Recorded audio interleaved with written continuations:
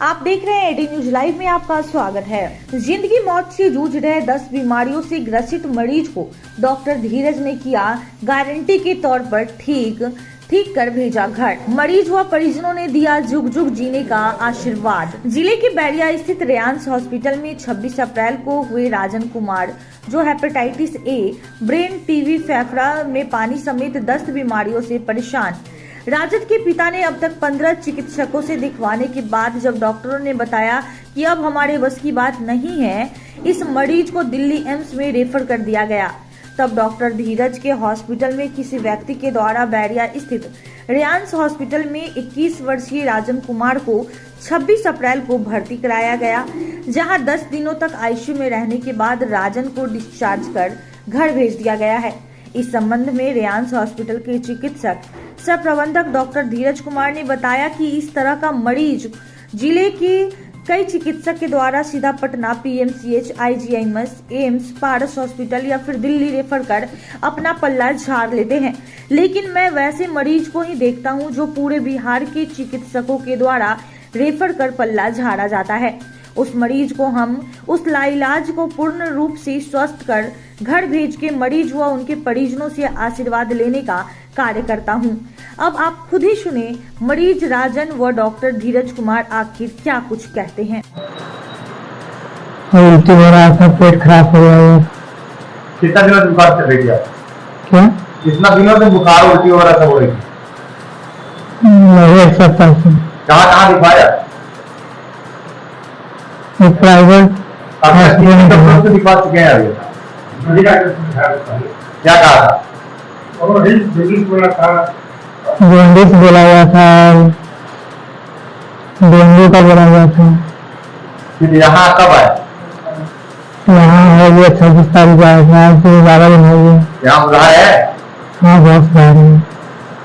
तो क्या महसूस कर रहे हैं यहाँ और डॉक्टरों के पीछे? यहाँ क्या महसूस कर रहे हैं? बहुत अच्छा। अरे जाने की तैयारी कर रहे हैं? जी। कहाँ से है? कहाँ से हुआ? कहाँ? आदर्श राम। क्या नाम हुआ आपका? राजन कुमार। बिल्कुल सही सुना आपने।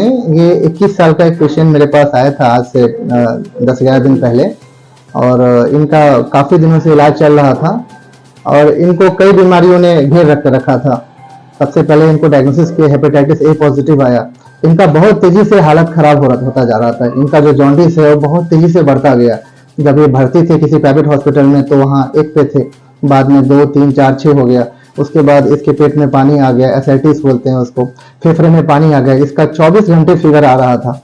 उसके बाद इनका प्लेटलेट 24,000 तक चला गया था। इन्फेक्शन पूरी तरह शरीर में फैल गया था।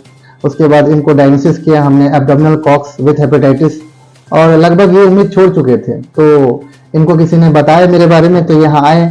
तो फिर हम लोगों ने बहुत हाई रिस्क समझाते हुए इनका ट्रीटमेंट चालू किया। इनको गॉल ब्लैडर में भी इन्फेक्शन था, तो काफी इन्फेक्शन के बावजूद मैंने कहा कि आप ट्रीटमेंट चालू रखिए, और काफी एग्रेसिव ट्रीटमेंट करने के बाद आज ये लड़का पूरी तरह से ये रिस्क से बाहर आ चुका है। इसके सारे रिपोर्ट्स नॉर्मल हो चुके हैं।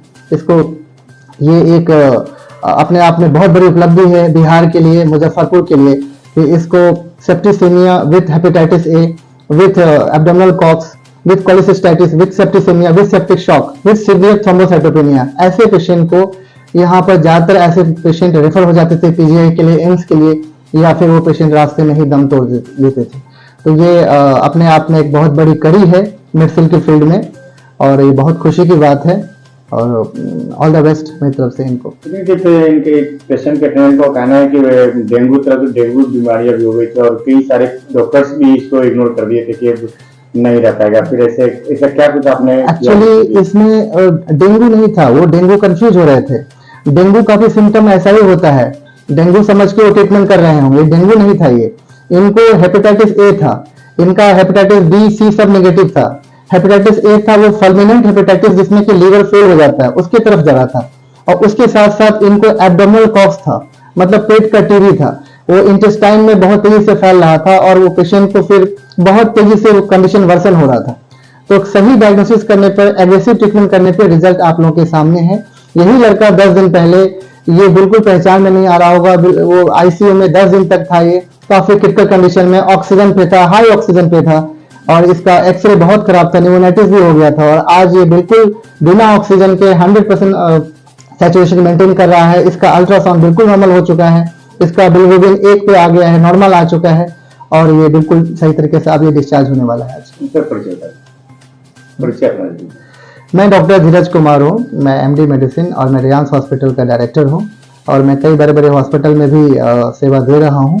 अब ज़्यादातर मैं अपने रियांस हॉस्पिटल में ही टाइम देता हूँ, और हमारा मेन मोटो है ऐसे किसी भी क्रिटिकल पेशेंट का जो कि डायग्नोसिस नहीं हो पाता है या फिर रेफर कर दिया जाता है। चैलेंजेबल पेशेंट जो भी हाँ, होते हैं, उसको आपने- जी बिल्कुल, जो भी चैलेंजिंग केसेस हैं मेडिसिन के फील्ड में या और अदर फील्ड में, जिसमें कि चांसेस बहुत कम हो, जिनको रेफर कर दिया जाता है एमसीएपीजे के लिए, उनको हम यहाँ इलाज करते हैं।